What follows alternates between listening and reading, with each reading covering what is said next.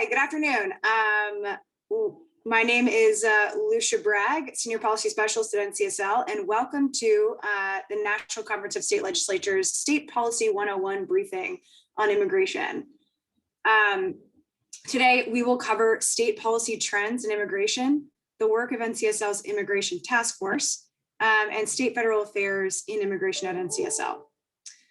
First, a few housekeeping items.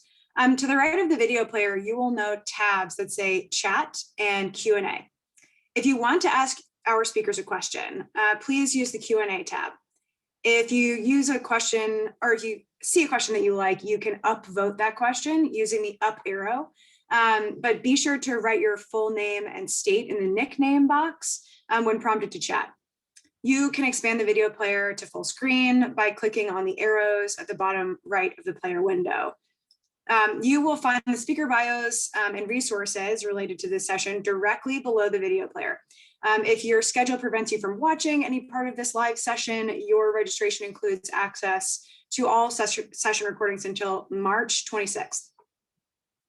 And if at any time you need technical help, use the help button at the bottom right of the page. So quickly, a little overview of the presentation today. First, we're going to talk about, NCSL background and NCSL state federal affairs. I will cover that.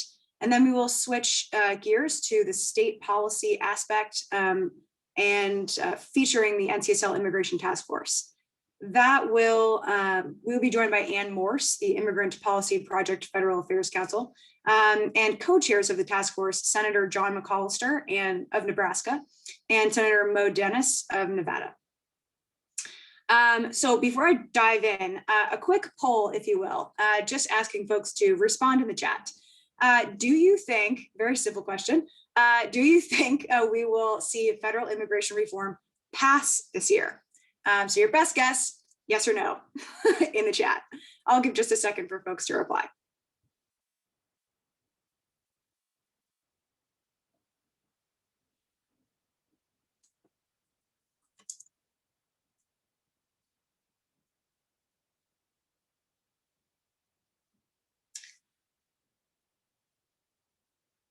All right, well, be thinking about that question as I kind of go over what's going on with immigration at the moment. So on my next slide, we're going to talk about state federal affairs in immigration. So a little bit of 101 stuff here first. NCSL represents and advocates for state legislatures in the states, territories, and commonwealths of the US. Federal advocacy at NCSL is organized around committees, much like that of a state legislature. And immigration policy is housed in the Law, Criminal Justice, and Public Safety Committee. And that is the committee that I staff with Senior Federal Affairs Counsel, Susan Frederick. But also of note, sort of jurisdiction-wise on the federal level for immigration policy, you have, the administration and Congress with different key offices. So in the administration, you have the Department of Homeland Security, or DHS, Customs and Border Protection, or CBP, U.S. Citizenship and Immigration Services, or USCIS, and the U.S. Immigration and Customs Enforcement, or ICE. Certainly in this line of work, there's no shortage of acronyms. It's a little bit of alphabet soup sometimes, but we will do our best to ensure that we are defining those for you guys and not throwing out things we haven't explained.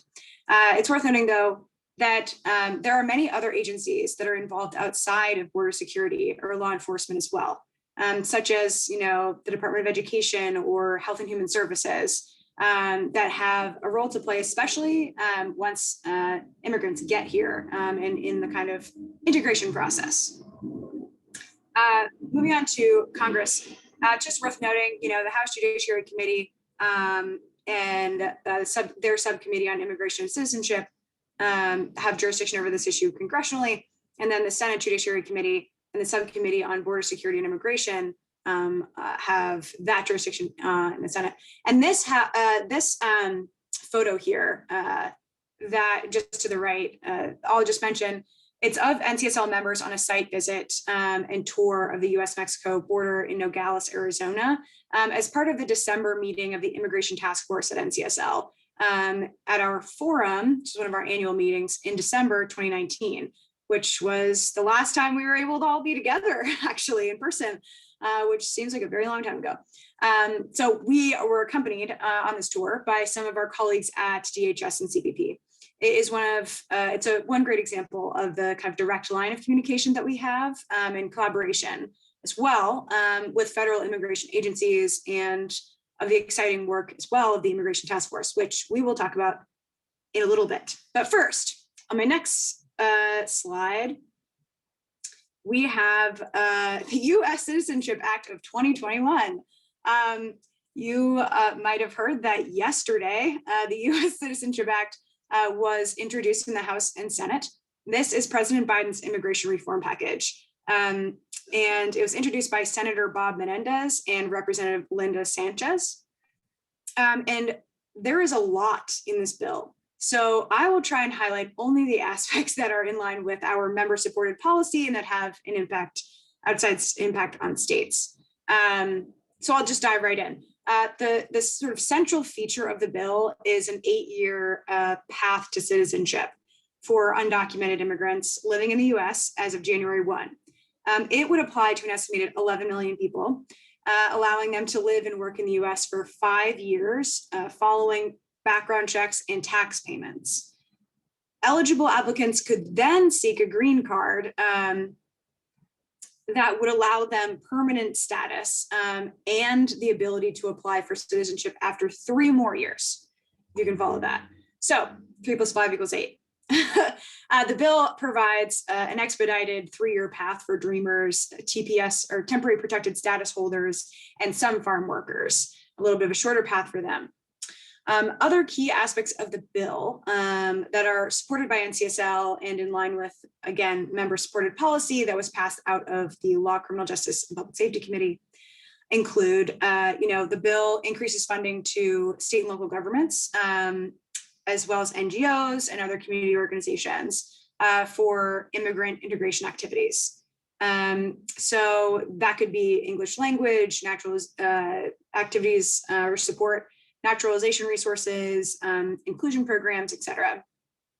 The bill also reforms the worker verification process by first establishing a commission with DHS, or the Department of Homeland Security, as we've discussed, and DOL, or the Department of Labor, together with stakeholder groups, focused on improving and it would focus on improving the employer verification process and allowing U visa relief access to workers facing serious labor violations as well. On asylum, the bill would eliminate the 1-year deadline for filing asylum claims, and it would also reduce asylum application backlogs. The bill would strengthen prosecution for individuals involved in smuggling, narcotics, and trafficking networks, and it would increase and improve the use of technology at the border to strengthen border security. So, there's a lot more that the bill does, and if folks have questions, we can see, what we can remember from the last 24 hours. NCSL has just put out a blog post on this bill that does link as well to the actual text of the bill. So if you're interested in the nitty gritty there, you can always refer to that bill text in our blog post, which we are putting in the chat for you. Regarding this bill, and before I move on to executive orders, I would just, the question, and getting back to our first kind of poll question, will we see immigration reform pass this year, is a different question than what it has been introduced. So essentially, this bill may face difficulty getting through the Senate with its current 50-50 Democrat-Republican split. And as well for the requirement in the Senate for a 60 vote to achieve a 60 vote threshold to avoid a filibuster. The full package may ultimately move forward in separate, smaller bills or via the budget reconciliation process, which I can explain if folks have questions. There are already, separate bills introduced as well that have, and some that have actually passed the House last session, that will legalize dreamers, farm workers, and certain immigrants with temporary protected status. So bills that passed the House last session can actually be taken up on the House floor immediately, bypassing committee hearings and markups, which saves a lot of time. But as far as this kind of mammoth reform package, that is more of a question mark of, how quickly will that get through the House? If it does, and then those questions in the Senate of that 60 vote filibuster threshold. So we may see things move forward more piecemeal. Regarding executive orders, we don't have a whole lot of time to dive into these, but I figured I would throw up all of the executive orders that the president has issued on immigration so far. He has been very active. Especially in the immigration space and issuing executive action. So, I've put all these up, those are all the titles, the official titles of the, the proclamations or the orders, and, not something that NCSL wrote. But, it's worth mentioning a couple of them. So you have action that would create a task force on the reunification of families, which obviously has been, a very kind of important and high visibility issue. You have action, on stemming the flow of migration from Central America and addressing the causes of migration. You also have, action that would kind of streamline the asylum application process and create a plan, again, to invest in Central America. So that's obviously worth mentioning. It's sort of a holistic approach. You also have, the executive order, this restoring faith in our legal immigration systems and strengthening integration and inclusion. That one is interesting because it initiates a review of all agency actions related to the implementation of public charge, the public charge rule, which, you can presumably, you might be able to assume that would be leading up to rescinding the action. Importantly, the executive order does not rescind the public charge action. So the public charge rule was put forth by the Trump administration, and it sort of prescribes how DHS will determine whether an immigrant is granted a visa to enter the US or whether a non-citizen can adjust to lawful permanent residence in the US based on their quote unquote public charge. And a public charge means, a person is likely to become dependent on government assistance. This has wide-ranging implications for states. NCSL has advocated against the public charge rule in the past with our association partners representing governors and counties and other officials, essentially because it has the effect of overburdening, creating a chilling effect for immigrants who understand public charge, don't want to be considered a public charge, and move from kind of using federal resources or programs to using state resources or programs. So that is key. It basically just means they're taking a close look at the public charge rule rather than rescinding it outright. But it's something that NCSL is keeping an eye on. And then, one more obviously that I'll mention is the, the termination of the emergency that allowed the kind of moving of funds within the administration to fund border wall construction. So that was another one that folks are kind of familiar with. So we saw that one come out from the White House as well. So with that, I will pass off the mic to Ann Morse, who directs our immigration task force. And Ann, you can take it away. Oh, thanks, Lucia, for that great introduction to federal immigration policy and all the work coming your way. I'm Ann Morse. I'm the director of the Immigrant Policy Project at NCSL and staff to the Executive Committee Task Force on Immigration in the States. Our work started here pretty much, we started with the Refugee Act of 1980, but the full-time work that we've been doing on immigrant policy has been since 1992. So I'm going to give you the highlight reel of two things today: what states have been working through our Immigrant Policy Project, and to introduce our Executive Committee Task Force on Immigration in the States. Let me first differentiate between immigration and immigrant policy. The federal government sets the rules on who and how many can enter the United States, for how long, and whether they are eligible to work. State and local governments provide education, health and social services, and partner with the federal government on criminal forces such as gangs or human trafficking. So essentially, after they arrive, we take care of everything else. States implement programs required by federal law. We provide services mandated by the courts, and we initiate programs and policies to help these immigrants integrate into our communities. Quick snapshot of the demographics: 44.9 million out of the total US population of 328 million are immigrants. That's 13.7% of the US population, nearing the all-time high about 100 years ago. About half of them are already naturalized citizens. Approximately another fourth are here as lawful permanent residents, and another fourth are here without authorization, the undocumented population, without authorization from the federal government. There is long-standing tension between the federal government and the states over roles, responsibilities, and resources. We have a frayed federal partnership, I would say, beginning with the 1980 Refugee Resettlement Act, where the federal government initially promised 36 months of assistance to help refugees become self-sufficient and socially self-reliant. That quickly got whittled down to 8 months, where it's been since about 1984 or so. The second major act was, and the last time immigration reform was comprehensively addressed, was 1986. And that Immigration Reform and Control Act provided state legalization grants because in their wisdom, federal government barred these newly legalized immigrants many federal programs, leaving them to state and local governments to assist.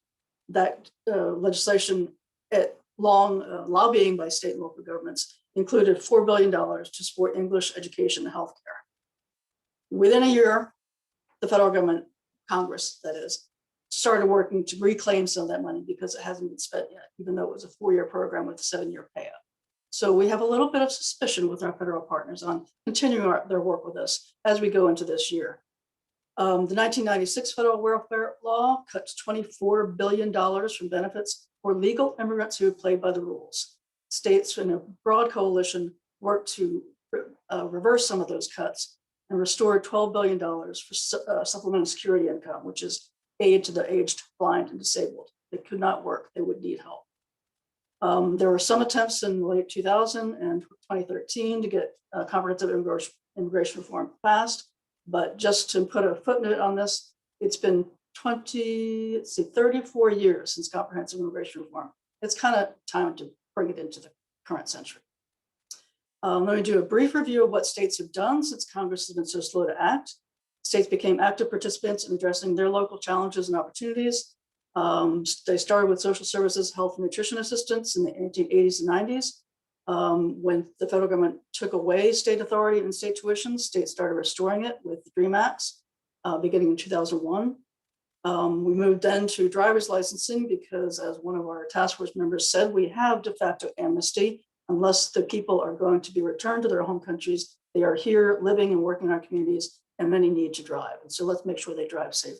You'll hear a little more about that later in this session, I believe. Next came up was E-Verify, with states making efforts to require public or private employers in their states to verify that immigrants working in the state had authorization from the federal government to work. Then there was a series of actions around immigration enforcement, the so-called 287G programs, cooperative agreements with the federal government on trying to address public safety issues, addressing gangs and even trafficking and the like. There's also been some efforts around integration and naturalization, providing access to English language, and helping people become citizens of the United States. And then, most recently, and I'm nearing the close now, hot off the press is our brand new 2020 report on state immigration laws. And the most recent trend I can share with you is that states have also been looking at pandemic relief for their citizens and lawful and undocumented residents, providing assistance in healthcare, particularly, and also in tenant relief and utility bill relief. So I'm going to close with that quick run through of what we've been doing and show you briefly our maps, which I think have been circulating. Thank you, Megan. So we have maps that show you the E-Verify laws, the in-state tuition laws, and the driver's license laws. And about 16 states in DC have driver's license laws, 17 states in DC have in-state tuition, and 22 states have some form of E-Verify. So I just wanted to finish with, we're here for you. This is the work that we do. If you need any assistance in your states, please call on us. And now let me turn to our great speakers are co-chairs of the Immigration Task Force on Immigration States, Senator Dennis from Nebraska. I'm sorry, I did that wrong. Senator Dennis from Nevada and Senator McAllister from Nebraska. Please start with telling us a little bit about yourself, how you got involved in the issue, and about immigration in your states. Who first? Yeah. Senator Dennis, you're on top of my screen. You get the first call. Okay, so I am Senator Mo Dennis. I represent Senate District 2 in Las Vegas, Nevada.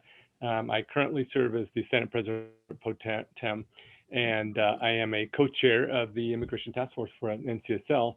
And actually, I was appointed to that when I actually was serving in the Assembly back, well, it's going to be now 11, 12, well, actually, been probably longer than that, probably 13, 14 years ago, when I was serving in the Assembly, and have continued to serve as I've served in our Senate here. Nevada is an interesting state. I wanted to share some demographics that we have. An interesting demographic is 1 in 5 Nevada residents is an immigrant, while 1 in 6 residents is native-born U.S. citizen with at least 1 immigrant parent. So we've got a lot of immigrants in Nevada, and the countries of origin for most of our immigrants, Mexico with like 39%, Philippines, 15%, El Salvador, Cuba, China, so there's a lot of different ones that come in. We half of our immigrants in Nevada are naturalized U.S. citizens, and immigrants are distributed across the educational spectrum. So the makeup of the immigrants is pretty well evenly divided on the educational spectrum. As far as DACA and undocumented immigrants, we have 35% of the immigrant population was undocumented, 7% of the total state population. And even in recent administration, Nevada has seen a decline in unauthorized immigrant population over a 10-year period. Nevada is also home to thousands of DACA recipients. We have 12,100 active DACA recipients, and the 73% of DACA eligible immigrants in Nevada had applied for DACA. So and there's an additional 5,000 that would satisfy, except for they don't have the educational requirements. As far as contributions, the immigrants are a very important contribution in Nevada. Immigrants are a vital part of the state's labor force across all sectors, accounting for nearly 2/5 of all workers in the hotel and food service industry, as well as nearly 1/3 of those in the arts, entertainment, and recreation in this industry. And as you know, Nevada is very dependent on hospitality and gaming, and so immigrants play such a crucial role in providing those workers. Our immigrants in Nevada have contributed billions of dollars in taxes. One of the last, when we checked it recently, back in 2018, 3.1 billion in federal taxes and 1.1 billion in state and local taxes. So they're contributing in that respect. Also, as consumers, they've added billions of dollars. Nevada's residents and immigrant-led households had 13.7 billion in spending power, and in 2014, immigrants-led households held more than 23 billion in housing wealth in Nevada. And the entrepreneur community, immigrants in Nevada generate over $1 billion in business revenue, with 43,700 immigrant business owners account for 30% of all self-employed Nevada residents, and they account for 30% of business owners in the Las Vegas area.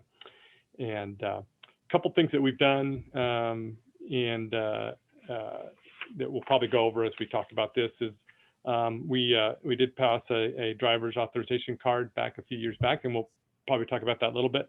I was hoping that we would get 30,000 people to do it, and we're currently at 65,000. So there was a huge need to provide the ability for people to be able to drive and be able to, and our roads are safer, and people are able to drive throughout Nevada. And we've done several other things. And I think as we talk today, maybe we'll talk about some of the other immigration-related issues that we've passed in Nevada. But it's a great place to be, and grateful to be with you today. Thank you, Senator Dennis. Senator McAllister of Nebraska. Thank you, Ann, and it's good to be with you again, even if it's remotely. Senator John McAllister from Nebraska. I've been in the state Senate now going on 7 years. I'll be term limited in 2 years. I hail from Omaha, which is the large urban area in Nebraska. Nebraska is the 7th largest mass in terms of land mass state in the country. And we've only got a population of just under 2 million. And of that 2 million, about 7% are foreign born or are immigrants. And that comes to around 140,000 people. And they are very essential people in our state. The rural areas are losing population. And so in many cases, these immigrants are going to the rural areas of Nebraska to work in the food processing plants. And they are so essential in that function in the state. They also have certain areas in Omaha that have become more vibrant because of some of the Hispanic folks that have come into our state. So they are essential people, and we need more people. Nebraska has got an unemployment rate tied with South Dakota at only 3%. Even so, we've got jobs that are going unfilled. And so it's essential for us to gain population. And we look at the immigrant community to help us with that problem. I talked to some of the relocation folks in Nebraska, and apparently, even under the previous administration, we still are settling immigrants into our state. That's a good thing. I have also heard that ICE enforcement has really been reduced in Nebraska, which is also a good thing. My initial involvement with immigration was when I spearheaded an effort to get the DACA driver's license issue resolved in Nebraska, and was successful with that effort, and hence was appointed to the Immigration Task Force. And I should say, it's been a very pleasant experience. We've learned all kinds of statistics about immigration, and I'm grateful to NCSL and Ann Morse for that experience, because it's been very rewarding. Back to you. Senator. Let's stay with you since you introduced the work of the task force. Can you talk a little bit about some of the highlights of your experience on the task force, our site visits, working with colleagues? Sure. Probably most rewarding and most interesting experience was actually going to some of the points of entry where people come into this country. And we got a chance to see that firsthand. And the traffic that comes through those centers, it's massive. We went through Detroit, which is one of the larger centers, and of course in some of our border areas in the South. So it's pretty active, and the number of people that go back and forth is simply astounding. And we also got a chance to see some of the asylum kinds of issues that immigrants seem to have coming into our country. Also, some of the statistics that exist about immigration. There's the common held belief that immigrants cost money, and that's not quite true. Yes, maybe some of the educational expenses that the states incur cost the states money, but on the whole, when you consider the national statistics, the country does well, even with first-generation immigrants. And when that second generation comes through, there's some of the entrepreneurs. Their kids go to law school, dental school, medical school. So they're the hardworking kids. And I've learned to appreciate some of those statistics because they're often misused. Thank you so much. Senator Dennis, your shot. What are some of the highlights of your work with NCSL? Thank you. And as I thought about this, anticipating this question, I remember my very first opportunity with the task force. We actually met in Philadelphia And I remember going to Independence Hall for some reason in that, as we were having discussions, I thought it was an appropriate place to start this discussion about immigration. Since that time, and that was over 15 years ago, and since that time, I've been able, the task force, we've gone to the Fed in New York to talk about economic impact of immigration. We've gone to communities, Detroit was mentioned. We've been to other parts of the country and actually visited immigrant communities and to see the kinds of things that they're doing there. We've visited borders, both the Mexican and the Canadian border, in multiple opportunities. I remember up in the state of Washington, we were on the Canadian border and in Detroit, but then we also were down in the Mexico border several times. And we even had an opportunity to go down to Mexico City and talk to immigration officials in Mexico and share our concerns and our thoughts and what we were doing. So we've had an opportunity to talk about a lot of different issues and to look at all the issues of immigration, including the statistics on economics, the statistics on healthcare, the statistics on education. So it's been a great experience, and I think the number one thing that I remember from all of this is that when people understand and have an experience with immigrants, they tend to understand the issues that we have, and I think that's one of the things that the task force has done, has been able to bring out and bring to light and educate folks on immigration, what it is and how it benefits us, and it also highlights the things that we need to do to fix the issues that we currently have. I'll just mention, Ann, our visit to Detroit and visiting the Muslim community and seeing how they integrate with Americans. And America truly is a melting pot. And we could see that firsthand in Detroit, where we met many Muslim citizens, and what a great contribution they make to our society. Thanks so much for remembering those two things. We spent a lot of time in the past few years looking at fiscal and economic impacts of immigrants. And I think the thing that stuck out for me of all the members of the task force was the shortage of health professionals that we had both in urban and rural areas across this country, and how immigrants fill a really needed niche for our health system that we don't appreciate. So I appreciate you bringing up these contributions. Senator Dennis, I'm going to return to the driver's license issue, because I know you worked hard on that. How has the work with NCSL helped you drive legislation or policy change in your state? And then Senator McAllister, if you'd follow. Yeah, so interesting. The first time I actually heard about that the issue of the driver's licenses was when I was at a task force meeting. It might have been my first one, and I was with a Senator Bramble from the state of Utah, and he was talking about how they had just passed this bill and why they did it, and which got me to doing some research, and so I started looking at what we would need to do for Nevada. So that was helpful, because then I had a colleague in another state that could help me with that. And then and then the resources that NCSL provided from the task force, that helped as we crafted the legislation. And there's a lot of political and other things involved with passing legislation. And so it took a little while, but it took me about 7 years or so, and to finally get to the point where we could actually get something passed that would be helpful.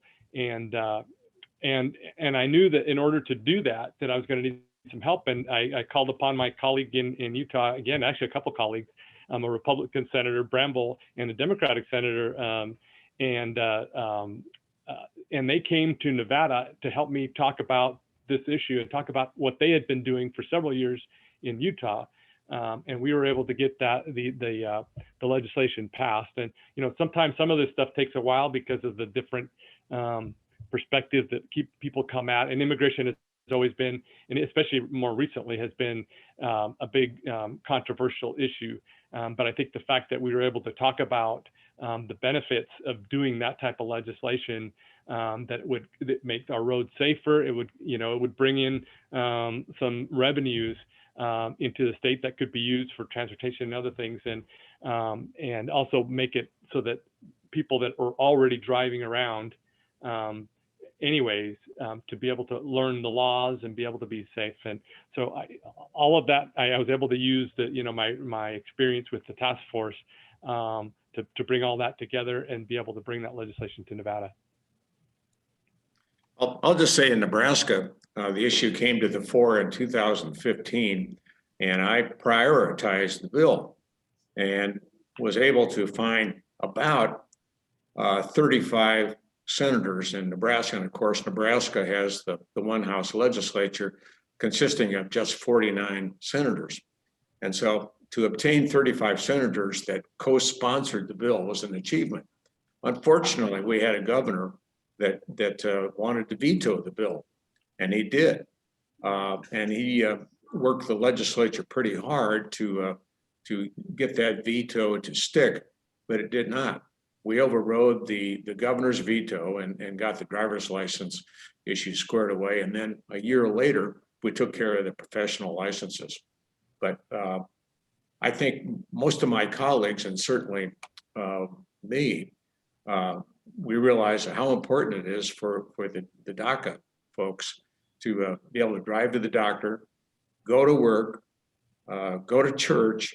And I think that particular effort really paid off. And of course, in rural Nebraska, you really need to have a car if you really gonna be able to work or do almost anything. So the issue resonated with the senators in Nebraska, and we got it passed over the governor's veto, which was, I think, turned out nobody regrets the action that we took. And by virtue of that action that I took on the driver's license issue, I was appointed to the task force, and have certainly enjoyed my association with Mo and Ann and the rest of the members as well. And this Yes. is Senator Dennis. That reminded me as he was talking, one of the other things that I found when we were visiting one of the places was that some of the states have been putting in place what's called the Office of New Americans, or an Office for Immigrants. Right. And because of that, I was able to bring back some legislation to Nevada. The first time I presented it, didn't have much help, didn't have much support because people didn't understand what it was. But the next time I brought it back, I actually brought back the same legislation, but the governor liked it so much that he put it in his bills that he wanted to pass. And so we were able to pass an Office of New Americans, but at the same time, we had passed some laws concerning licensure. And we actually were able to help I just got this yesterday, I think there was 4 immigrants that had been doctors in other countries, and through the Office of New Americans, and because of the legislation that we passed, they were able to get their medical degree transferred and be able to practice as doctors here in Nevada. So that was something that just kind of came up when we were doing one of our visits, and I was able to bring that concept to Nevada. Well, it's a very similar situation in Nebraska. We have rural areas that are not well served by medical people. And some of the people that we brought in have that same kind of medical experience in other countries. And so we can expedite a process to bring those folks into rural areas and practice medicine. And it's a win-win situation for everybody. So very similar kind of effort. That's why it's so gratifying to do this work, to see that you can affect change and be pragmatic and get common sense things done. And while we wait for the federal government to learn from us, I think that we can reach across the aisle and accomplish great things. I guess we're moving rather quickly through our program here, but I want to ask if there's anything we haven't touched on before I ask you the closing questions that you want to highlight, either through your work in the States or that you think is the next big thing. Yeah, I'll just mention in Nebraska, we have a couple of bills in the hopper that relate to immigration. One of them has to do with unemployment benefits for DACA persons. And there's a bill in the legislature to make certain that they get the benefits they deserve because they have actually worked in Nebraska and are entitled to unemployment benefits. Secondly, the meat packer folks we need to make sure that they receive their vaccine and all the PPP, all the materials they need to prevent infection. So lastly, we have a bill in the hopper to require the ICE to communicate with Nebraska before they do any enforcement actions. And I think we'll see how far that goes, but that's what's going on in Nebraska. And, you know, we're also bringing in immigrants right now, and we expect that flow to increase as soon as the federal legislation, either through the executive orders or hopefully a law is passed, a bill is passed. Thank you. Yeah, in Nevada, we're still waiting. We just started our session just a few weeks ago, so we're still waiting on legal to put out some bills. And so I don't know all the bills that are coming forward this time. We are all virtual at the moment, and it takes a little longer to do virtual sessions. And so it'll be interesting to see what we get to this session. But yeah, you know, one of the other things, as we've gone through this whole process, especially from the time that we started with the task force till now, I think more people are aware and educated on the issue of immigration. And while there's still those issues that, you know, the controversial issues that some people have, I think that is more, when we have discussions now, I think we actually can talk about these issues. It used to be that we couldn't really even talk because nobody would listen. But I think that people really are listening now, and we've seen the benefits to immigrants in our communities. And so I'm really hopeful. I know we've been close before, but you know, that I think the one thing that we've learned is that we can only do so much as states when it comes to immigrants. That some of these bigger issues, the federal immigration issues, are really things that we need to address, and it would make it much easier for states to be able to do the things that we need to do if we could, you know, get that situation figured out, and hopeful for that. One last thing, Ann, when we did this once before, we talked about, I think there is less resentment toward immigrants now than there were 10 years ago. You know, I think everybody recognizes the value of immigration and the contributions they make. And I think we've made progress, and that's what makes me hopeful about the immigration bill now before Congress. I sure hope you're both right. I'm taking your wishes to heart. I was asked to talk about how somebody could become a participant in the task force. And the way NCSL does this is that the legislative leaders in each state appoint legislators to our various committees and task forces. So your first call should be there. But if you do want to contact us, we're going to put up a slide in another minute with our contact information and give you some more background. So the final question to both of you, you touched on this already a little bit, but any predictions on federal immigration reform? We're going to get comprehensive, we're going to get piecemeal. What's possible in the coming months? Well, I'll just say I'm very hopeful. Even our congressional delegation, I think, supports DACA. They support a new immigration plan, understand the value to the country.